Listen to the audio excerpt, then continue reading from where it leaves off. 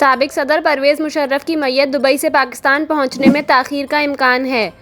सिफारती हुक्काम के मुताबिक साबिक सदर जनरल रिटायर्ड परवेज़ मुशर्रफ की मैयत की पाकिस्तान रवानगी ताख़ीर का शिकार हो सकती है। हुक्काम ने कहा कि मैयत पाकिस्तान लाने वाले खुसूसी तैयारे के सपहर को पाकिस्तान रवानगी का इम्कान है। इससे कबल परवेज़ मुशर्रफ की मैयतुल मखतूम एयरपोर्ट से आज सुबह 11 बजे रवाना होना थी। दूसरी जानिब साबिक सदर जनरल रिटायर्ड परवेज़ मुशर्रफ की मैयत पाकिस्तान भेजने की तैयारियां मुकम्मल कर ली गईं। सिफारती हुक्काम के मुताबिक दुबई कौंसिल खाने ने मैयत मुंतकिल करने के लिए NCO जारी कर दिया और इनका पासपोर्ट कैंसिल कर दिया गया है। सिफारती हुक्काम ने बताया कि साबिक सदर परवेज़ मुशर्रफ की मैयत रावलपिंडी रवाना की जाएगी।